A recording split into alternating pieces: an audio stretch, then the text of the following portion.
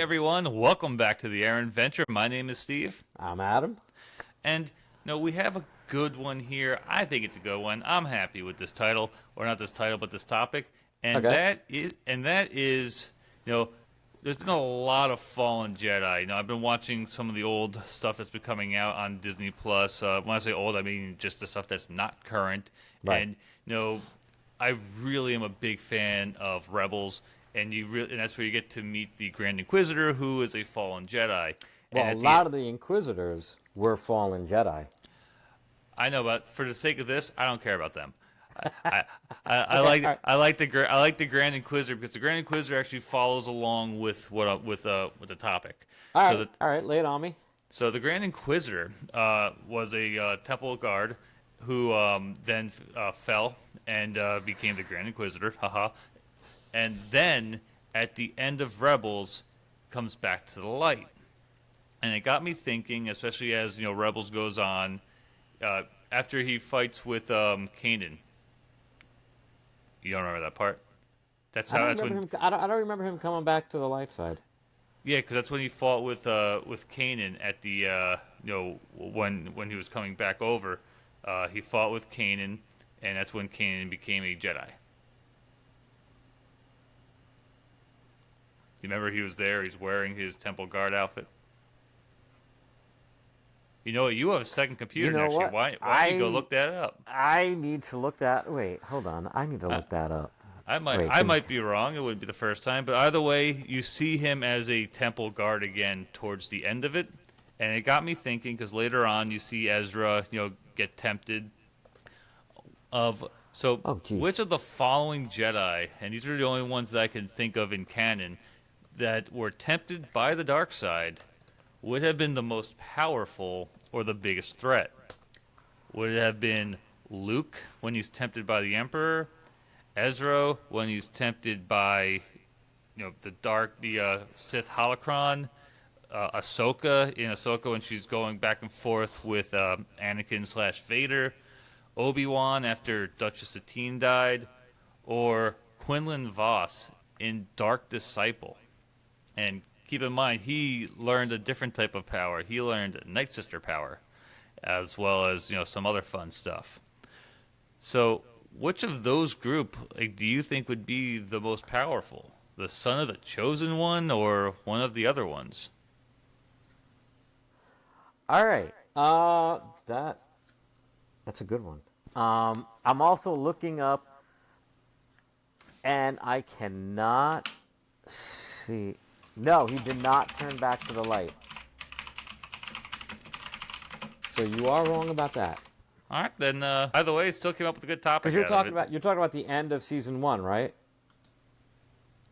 I believe it's after he dies. It might be season 2. Because he dies in the explosion, and he comes, and after he dies, he comes back and completes Kanan's training in the temple. He might have been back as a Force ghost or something. Well, they fought, so. But either way, let's get back to the topic. He didn't really do that. So let's go to the topic here. All right, what I know is, but it's no longer canon because of Disney. But Luke did fall to the dark side. Are you talking about Luke or Luke? No, I'm talking about Luke, the original Luke, not the clone. Which we need that. I don't care. Use deep fake. We need that. we need that. We need that for Heir to the Empire. See, the best part of that is it gives closure to what happens to his hand after he gets cut off. Well, all right. So we're getting sidetracked. Yeah. But actually, a little side note. One of the alternate openings for Force Awakens actually shows Luke's hand floating through space. I will have to look Which into that begs later. the question, how did his hand get in space when it was in Cloud City? But anyways, in the comic series Dark Empire, which is no longer canon, but in that series he went to the dark side. Now, who would make I would have to say the strongest, or the, what was it again? Was it the Just strongest the most powerful or the biggest threat? Okay. I would say there's 3. Well, you only have a choice of 5, so it's not really. that's not leaving a lot out there. I would say before Luke was kind of made redundant, I would have said Luke. And the reason why I would say Luke is because he is the son of Vader. And Vader was a very powerful Sith Lord. He was a very powerful Jedi, and he was a very powerful Sith Lord. Even though his suit actually hampered his abilities, it was made to keep him in pain. It was made to keep him in line, so that way he wouldn't overthrow the Emperor. Well, yeah, keeping him in pain kept him in line. So I actually think that Luke would have been the most powerful one. You can say the argument that Obi-Wan would have been also, just because he was a very powerful Jedi. But I think properly trained, Luke would be the most powerful. See, for the same reason why Balin's skull was so awesome, was because and as well as Dooku, is why I am more leaning towards either Obi-Wan or Quinlan, because these are fully trained Jedi who are powerful in the Force, who know their stuff. They know how to fight. Mm-hmm. They're learning something, especially and going through something, especially during the Clone Wars, that Jedi haven't really had to go through in a long time, and that is, one, just the battle part, but lightsaber combat. That hasn't really existed outside of the training area for hundreds or thousands of years. Well, that also is now different because of the Acolyte. More like now it's 100 years. Yeah. But as we're going through that's something that they're learning that Luke never got a chance to learn. And there's really no one out there for Luke to learn against. If he turns and he joins Darth Vader and the Emperor, there's no one in the original canon for him to fight. Now we know, hey, Cal Kestis might be running around, Ahsoka might be running around, Ezra might be running around. We don't know. But in the same manner that Dooku was as strong as Dooku was, and that Baylan Skoll was as strong as he was, is why I think you would have more with the fully trained Jedi, the Masters, who have fallen to the dark side. See, the thing with that is the whole reason is that like Anakin was supposed to be the chosen one. Doesn't mean he has the chosen sperm. I don't know. I still think. And keep in mind, Anakin might have been, but Padme wasn't. True. So, True. It's. But you also have to think about this also. The Emperor didn't want Obi-Wan. Okay? He didn't want to go find Quinlan Vos. He didn't want to go find Ahsoka. He didn't want to find anybody else. But he wanted to find Luke. There's an easy answer to that. And bring him to the dark side. Well, the reason why he that does say a lot. One, he didn't know if Qui-Gon, not Qui-Gon, he didn't know if Obi-Wan was alive, and Quinlan wasn't a written character at the time. So the only person outside of who he already had that would benefit him was Luke. and he was hoping that Luke would defeat Vader and take his place. But at the end, like that it was lack of options. If you think about it, like, there's no one else. All right. There's no one else around. Yeah, but if we're going to sit there and talk about, well, before everything that came, now, he didn't know anybody else survived. That's a totally different, like.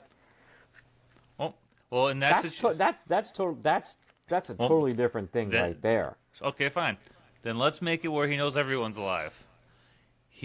What better way to try to kick Vader's ass into gear than bring in his son? What's going to make things harder for Anakin now that he knows he has a son and that his son is a Jedi, in quotations? But bringing him in, it's gonna completely mess with Vader, and it has a whole different dynamic. So you can't say why did he not go after everyone else, because that's the exact reason is the other characters weren't written. But you could say the same thing with Ahsoka. Ahsoka wasn't the son. Like, no, but knowing how much of a whiny emo that Anakin was, like the son is more important than the Padawan who left. I don't know about that because, remember, Palpatine was, he was Anakin's like only friend, mentor and everything. He knew all of that. He knew how much, and he could see how much Ahsoka meant to Anakin. So I think that going along with those lines, I think Ahsoka also would have had the same effect. I got so the because trump of card. because of that, again, you got to figure he's got this choice. If he knows these people are out there, he's got this choice. Who do I want to replace Vader? And the most logical choice would be his son, because his son has the potential to be as powerful, if not more, than Vader. I'm not disagreeing in a way.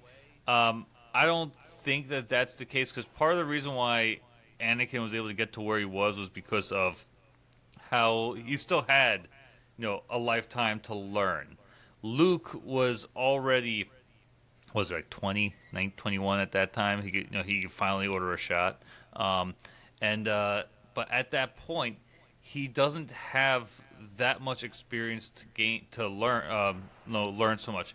It's hard to tell how much experience he's actually gotten, because no matter where you look, they give you a different amount of time that he spent with Yoda, and he didn't really know that much.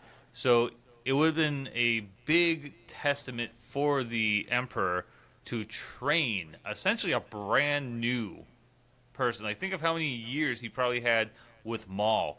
Think of how many years he allowed the Jedi to train Anakin before he completed his training. Like, true. So now you're bringing in someone who is very ill-equipped for it. Like, you can even see it in his fighting style. There was no fighting style. It was swing, swing, swing. Yeah, but swish, swish, stab. Just like Halo. Swish, swish, stab. But again, if you have a choice, I have these people, and my goal is to, number one, bring on an apprentice who's going to be more powerful and further my goal, and number two, put Anakin off his guard, really throw him off kilter, right? You got two people who can do that. I still hold true that Ahsoka, I think he kind of looked at Ahsoka, maybe not necessarily as a daughter, but someone very close to him. So you have two people who were close to Anakin, who are both powerful, and who can throw him off balance. Which one would you want to go for? If you go for the one that's more trained, I don't know. It doesn't make sense to me for Palpatine to go after Ahsoka rather than Luke if Luke was all that powerful. So in the effort to kind of wrangle this back to who would be the strongest instead versus who would hurt Vader more, which, by the way, the answer to that question has already been answered, and it is Luke who would, because Ahsoka got one half of his mask off, Obi-Wan got the other half of his mask off, but Luke got the whole thing off. So it's all. So that just means Luke knows how to work things. He knows how to take things apart. There you go. But that answer to that question has pretty much been answered canonically. But in answering the question of who will be the most powerful Sith, or the biggest threat, or the biggest. What do you mean, biggest threat to Palpatine, or biggest threat to the rest of the galaxy? Let's go to the galaxy, and I don't necessarily think power is threat, because you can argue that Maul was not the most powerful. I think he got the short end of a stick, but at the end of the day, I think he was pretty damn out there. As they make more and more past Sith, to be canon, I think you're going to start seeing some shifting, taking place. But just like of these 5 names, who do you think, I guess, would help Palpatine the most if they actually transitioned to being a Sith? If they legitimately fell instead of just were tempted. For me, it's not Ezra. I think I see Ezra and Luke as very much the same, and where I want to believe that Luke is as strong. That's why he made him redundant. Exactly. Yeah. Where I think that they're pretty much the same, and where I get that Luke is the son of Vader, I just feel like they crippled him by the path that they took with everything that came after, the original trilogy. With Rebels, Ezra, it was is Luke's downfall. At the end of the day, Ahsoka, I don't think she would be the best for it. I think it is Quinlan. One, he has all the Jedi training. He's known for being different, and on top of that, he already has both Night Sister training and with what he'd be getting as Sith training. I think that he has the most would have the most capability, the most type of magic, the most type of power, that he would have something over everyone else, and would be the ultimate person on this list to be at Palpatine's side. Well, I want to throw something else at you. Not to mention the goofy-looking yellow stripe. I know, right? What's up with that? I don't know. It's like he's like, a Marine, but I ran out of black. I still think Luke would be the most powerful, but I also think that Luke would be the easiest to control. Luke is the youngest out of the entire list. No, he's the same age as Ezra. Is he the same age as Ezra? Yeah, they were both born on the same day. Oh, okay. Yeah, but Luke, I think, is more naive. Well, Ezra grew up surrounded by the Empire, and he lost his parents were rebels. They were trying to help others, and Luke pretty much just hit on a moisture farm, bullseyeing womp rats in his T-16. Exactly. Like a cereal. Ezra has more streets. Ezra has more street smarts. I can see Ezra, during Rebels going over to the dark side a little bit, but at the end of the day, I can see Luke being the one to be persuaded to go to the dark side and be the one that Palpatine can control. I don't think he'd be able to control Ahsoka. Anakin could not even control Ahsoka. You know, she was very headstrong. Quinlan, he's a rebel. He doesn't follow the rules. He breaks the rules. So I can't see him being of much use to the Emperor. And Obi-Wan, forget about it.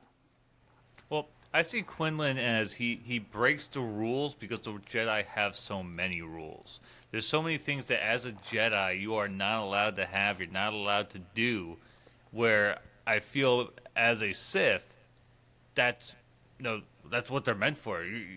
Have attachments, have power, have pain, have all of this, be more free. Like, honestly, being a Sith sounds a lot more fun than being a Jedi. I know, right? Like, want to make a realistic comedy? Have somebody be like, "Wow, they have a lot less rules. That sounds more fun. Why can't I go over there?" Exactly.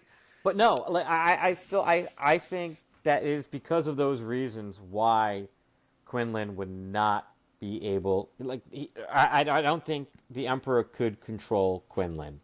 I think with Luke, you got this naive farm boy. What's his favorite thing to do? Bullseye womp rats. That's what he has to do. He's very impressionable. I think that he would be the easiest one to control. So, if you do control, or if you, in your case, you go with Luke, would you have Luke replace Vader, or would you try to keep the whole team together? Or is that like the final challenge? The final challenge, that's what it would be. The final challenge would be to get rid of Vader. Because, same reasons, too. Luke is very impressionable, especially once he realizes, or he's made aware that Darth Vader is his father. Right? Well, Darth Vader would be like, "Hey, son, here's a good idea. Let's kill the Emperor, and then me and you can rule the Empire." And it'll be Luke, "Gee, Dad, can we?" So I think the last test, his final step into training, will be to kill Vader. I got you cracking up by that, didn't I? That was great. I'm gonna have to isolate that later and post it. I enjoyed that. My impression of farm boy Luke. But I just don't see Luke I feel like there's just so much that Luke doesn't know, and so much that the Emperor would not be able to train him. Like, remember, the Emperor doesn't use lightsabers anymore. He doesn't carry them anymore. He's beyond the for lightsabers. Well, that's true, because he accomplished his goals. Yeah. So he wouldn't be able to teach Luke how to fight with but that. But he does have the training droids. But he would also he would also put Luke's training on Vader.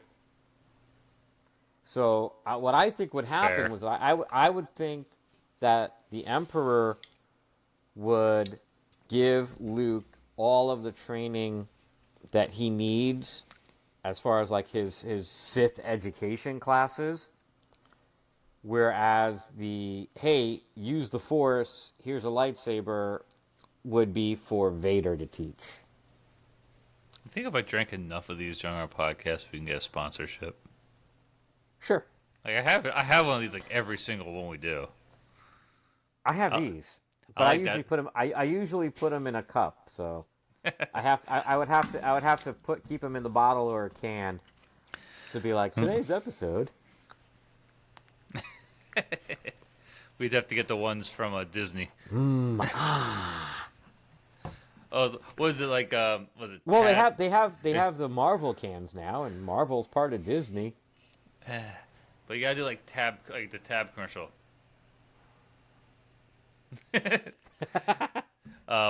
No, wait. I think it would be more like. Goop, goop. I think it's a better one. But anyways, I think overall it's the fact that I just don't like Luke, and I don't think that and you're probably right. I've yet to see anything in Star Wars that makes me think Luke has it, and I really, understand. the Mandalorian season 2, or was it season 1? It was season 1, but and I get the scene. Like, one, he's going against droids, but two, it's too far fetched for me to think that between the events of Return of the Jedi and the Mandalorian, which is what, under 5 years, that suddenly, without anyone teaching him, he got like that. And I get it. He went looking for books. I know there's holocrons and videos that they have that he might be able to get access to with some of the trainings. But that's a hell of a self-train. That's like me getting. I'd like to see Ahsoka train him. Well, you already know it's not going to happen. Well, yeah. Because in Mandalorian season 2.5, aka Book of Boba Fett, he's already building the temple when he meets her. So that's not going to happen. But I just there's so much that he apparently gathers and learns in 5 years or less than 5 years that he is now using. I don't get where he got that strength. I don't get where he got that knowledge, and until they kind of give that content of what happened between A and B, which I'm not expecting them to do, I'm just going to say it doesn't make sense. Given everything, so now taking everything into consideration. And by the way, he did still go swish, swish, stab during that scene. I mean, now taking everything else into consideration, yeah, I mean, logically speaking, Luke is probably the worst choice to be a Sith because he has no training. I mean, those you might not remember because you are still rather young, but there were these learn at home books. Like there was learn at home karate or learn at home, science, that sort of thing. I swear Luke has the learn at home Jedi manual sitting in his. Where do I get that? He's got that manual sitting somewhere in his X-wing, because he really, he had zero training. Logically speaking, Vader should have killed him. If not him, then the Emperor should have killed him. If not him, one of the damn stormtroopers could have killed him. And that's part of the thing. So, stormtroopers, they kind of write their own stories. But, when people think about Vader, and this is because, the original trilogy came out so far before the prequels came out. When people think about Vader, and you find out he's this guy's father, they're thinking, oh man, this guy's in his 50s or 60s, at the end of his game maybe. I don't know. But then when you see how young he is in the prequels, you realize Vader's 40. Yeah. And I get it. In the 70s, even in the 90s, 35-year-old actor, people portraying 35-year-olds were still looking like Steve Martin.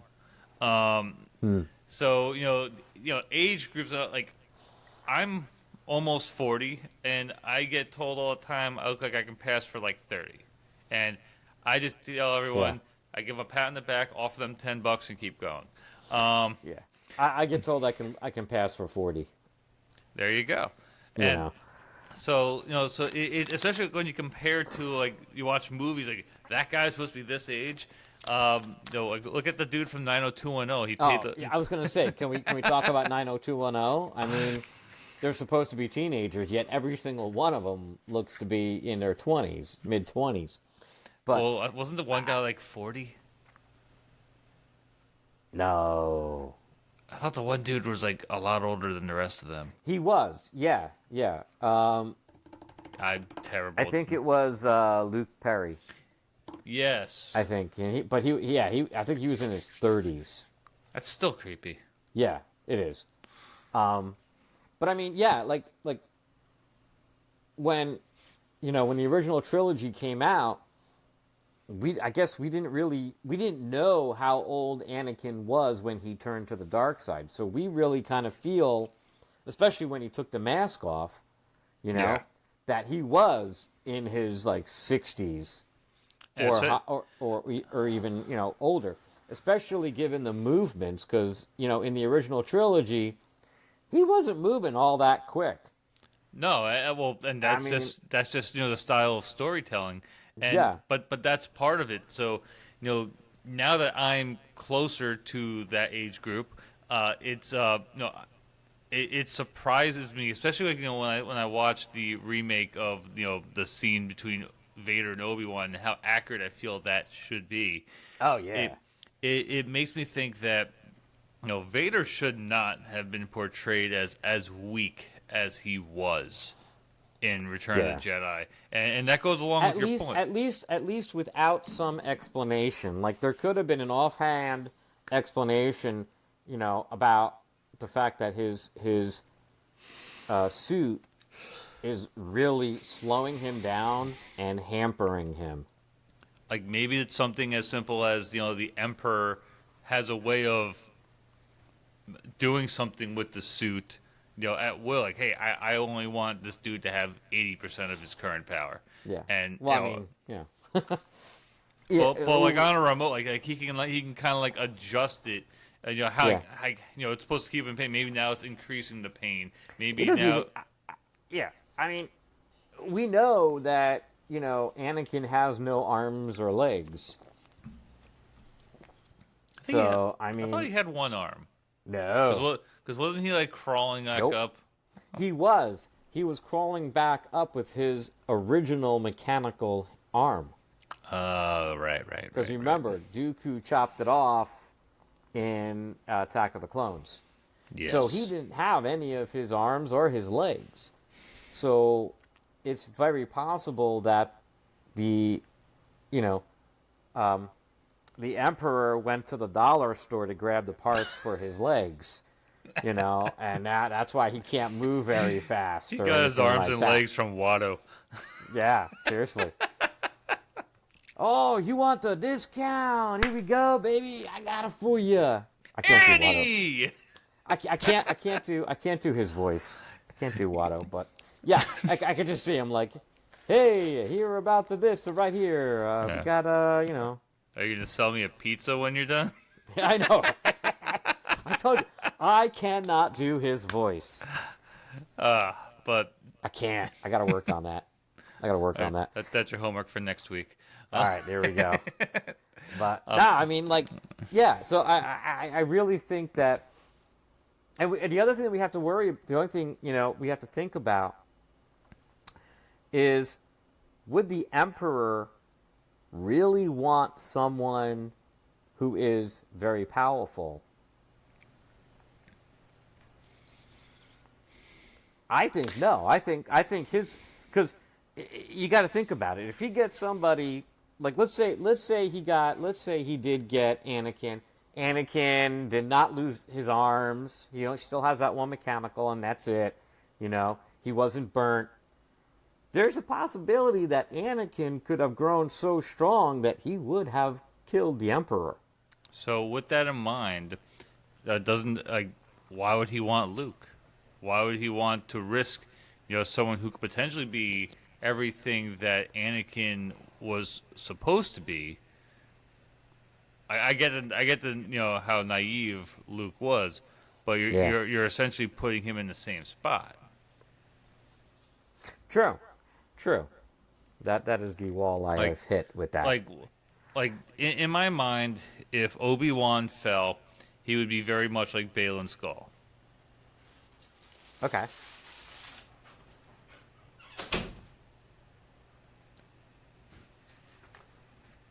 When the door opens and Taco Bell creepy. walks in.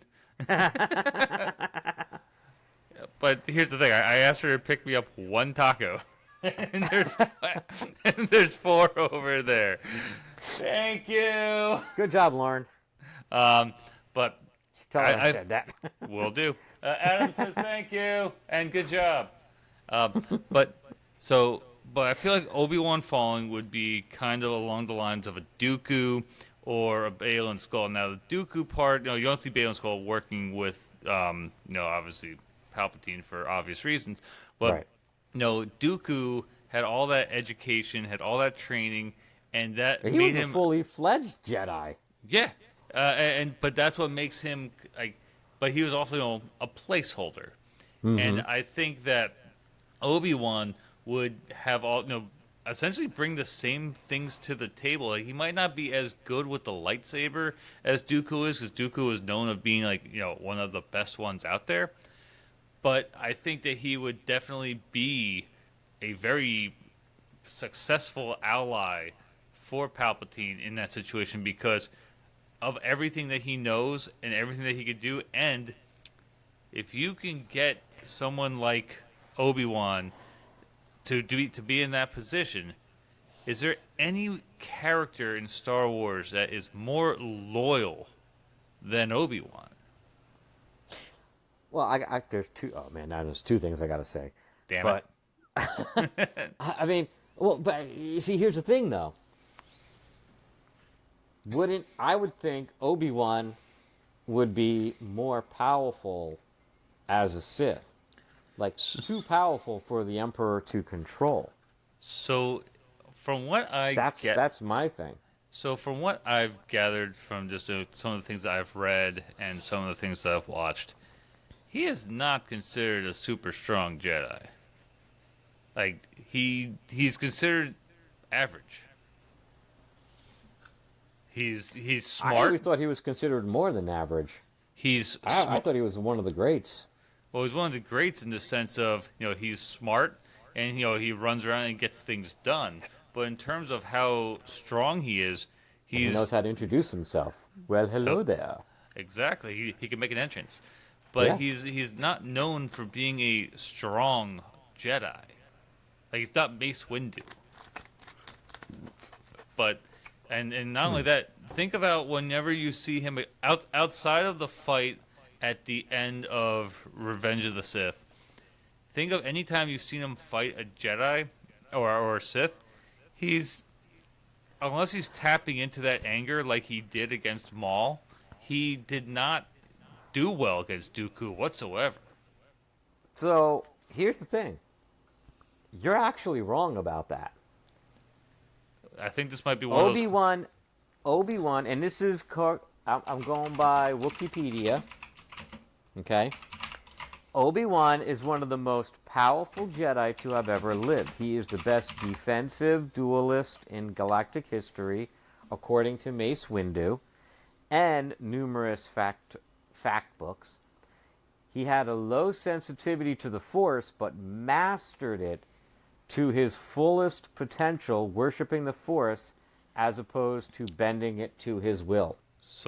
But that's the thing. So what you just said was he was powerful when it comes to defending himself, but when it came to using the Force, which is when we're talking about in terms of powerful, and what we were just talking about in terms of how powerful they are, he's not. I kind of gather from this that it was rather than trying to force. He can use the Force force the Force to do stuff. He just kind of let it flow and kind of opened himself up to it. But it does say he was one of the most powerful Jedi because he can defend himself with a lightsaber. It's like it was. That was just one of it. That was just one of the points. But what you actually said was, let's say 100% of, let's say you can have up to 100% of power, And what you said essentially said was, the best Jedi in the world can, in terms of force power, is 100. Obi-Wan is 60. That's the max he can hit, and he's hitting 60. He can hit the most force ability that he can hit. He's not shortchanging himself. It's not like his potential is 60 and he's hitting 40 every time. He's hitting his max rep at 60. So in terms of how strong he is with with the Force, he's average. So Wikipedia says that Luke is as powerful as Anakin was in the Force. No one's ever really denied that. The thing is, you don't see anything that. And while he didn't have like a Jedi Order approved dueling style, he was highly adaptable and a pure natural at sword dueling. Although if you watch the original trilogy, I don't know what they're talking about. Because they're talking about Legends. Because it's literally. Well, they're talking about Legends because he only has 4 scenes outside of that. In terms of in Star Wars, he has two lightsaber fights. In the original, he has you can't even go with the lightsaber fight in the sequel trilogy because it's not real. He has the one in. Well, he was force projecting himself. He was not sitting on a rock going like this. To me, was kind of stupid, anyways. But that's besides the point. But if I'm gonna force project, I do agree with you, by the way. But then the only other scene you really see is the Mandalorian. Is the Mandalorian, and you can go with the little quick flashback scene in Force Awakens. But I don't really count that. He wasn't using his lightsaber in that. Well, he was going to kill Kylo. He had it out.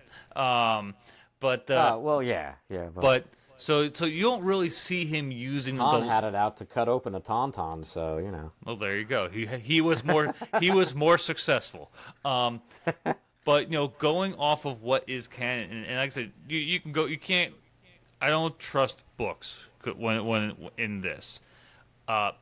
So there's not much to go off of. Ezra is better with a lightsaber, in my opinion. Oh yeah. We've seen that. We've seen his skill with it. But here's the thing. Which one would be the easiest for Palpatine to control? So that's because remember, we do got to get back to this. I mean, you can't deny it. Well, the question wasn't typically wasn't originally who can be controlled, but if you think about it, the one thing that each person on this list has is a weakness. You have Luke, whose weakness is going to be for his father. Mm-hmm. You have Ezra, whose weakness is his parents and his friends. You have Ahsoka, whose weakness is also Anakin.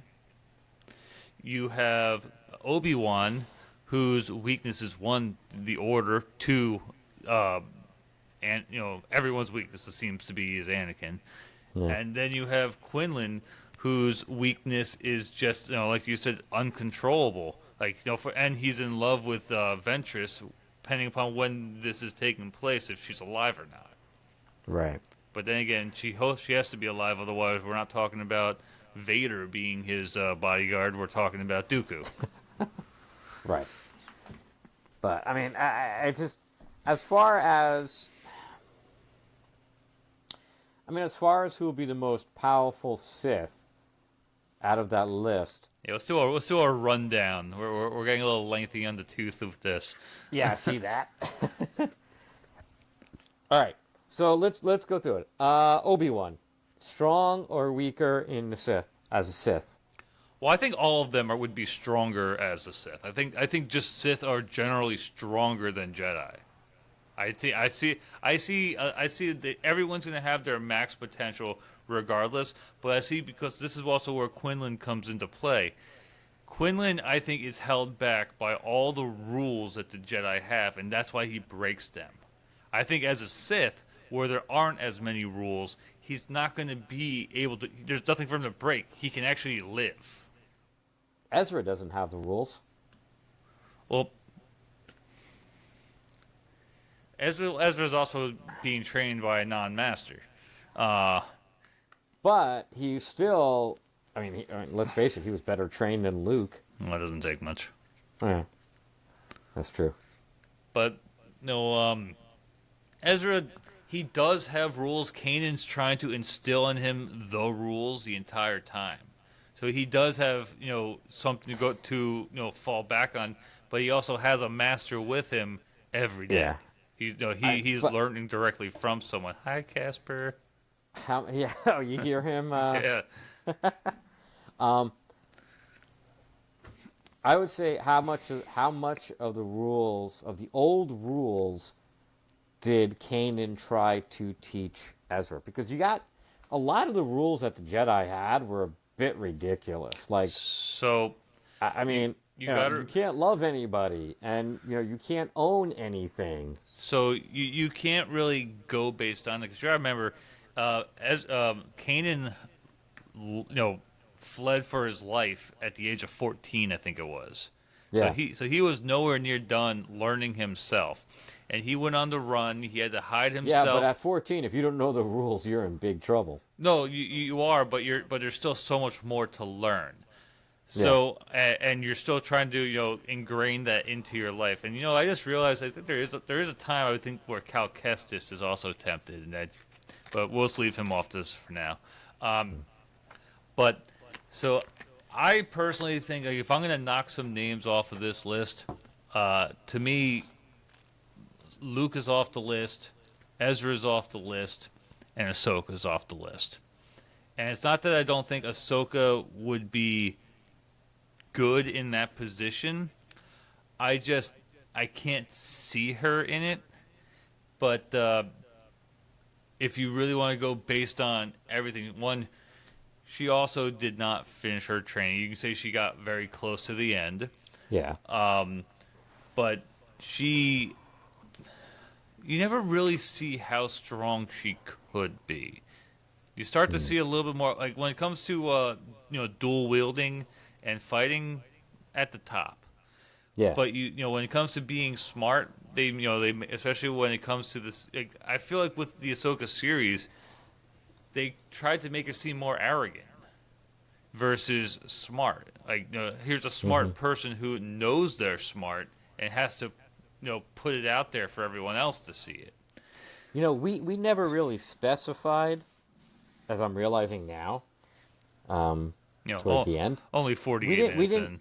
We did not specify, are we just talking a Sith, or are we talking like Palpatine's right-hand person? Well, we kind of did apprentice. We kind of did specify that because we started just kind of alluding to everyone of who Palpatine would want. So we kind of made that decision without directly saying this decision. Yeah. Because, I mean, in that regards, look, when we're talking about, who Palpatine would want for, obviously he'd want somebody who's powerful. He also wants somebody who's not more powerful than he is, okay? And he would want somebody that he can control. And I think based on those three criteria, the winner would be Luke. Because Luke is just as powerful as Anakin in the Force, and I think that Luke would be the easiest one to control. But at the same time, he might be the easiest one to control. But at the beginning, eventually everyone cracks. That's the way of the Sith. Well, that's the whole thing with the Sith. I mean, at some point, the Sith will always turn on each other because their ambition will always get in the way. But Palpatine's whole gimmick is, especially when it came to why he put Vader in that suit and why he restricted him, was to not deal with that. Well, he was dealing with it. He was dealing with the whole issue of, being betrayed, and the way he dealt with it was to take advantage of Anakin's injuries and put him in a suit that's going to slow him down and keep him in pain. I like the idea that, like, Palpatine is able to control Anakin's suit. I think that's great. And that would feed into, keeping him as much pain as possible so that he cannot get his full potential out. But now you're talking about having Luke reach his full potential and hoping that you have this guy who now you can't control like that. I don't think Palpatine would want anybody to reach their full potential. But that's the thing. How do you stop Luke from doing that? You're not going to have the same way. You're not going to have him in a suit.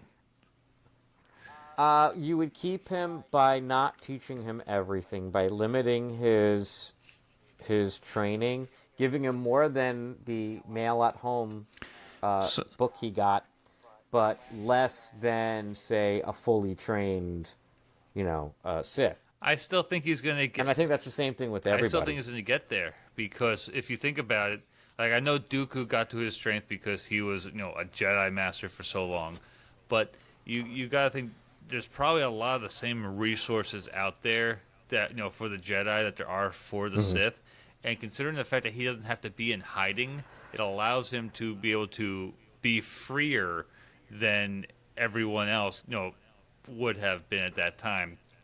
Like, I think see, I still think the people who should be crossed off the list, Obi-Wan, right off the bat. All right. What was his name again? Quinlan. Yep, he should be crossed off the list, and I think we should even cross off Ahsoka. I think those three, the Emperor will not be able to control. And I think because they're fully trained Jedi, they have the potential of reaching their full potential a lot quicker than, say, Ezra or Luke. I think Luke and Ezra can be held back for the longest period of time. Okay. So you're going to go with pick one. I still say Luke because, listen, he's nothing more than a farm boy, a wide-eyed farm boy, whereas Ezra's very street smart, and I think I'll be quiet. I think Ezra will be the first one out of the two to be like, no, go pound sand, Emperor. See, I'm still gonna settle into my Quinlan one. I just think that I feel like, one, he's young enough where he still has more to learn. But granted, he's gonna be older at this point because he's probably a couple years younger than Obi-Wan is, and yeah. I just think that his backstory, especially how he allowed himself to go and learn all this stuff, already. He knows the stuff.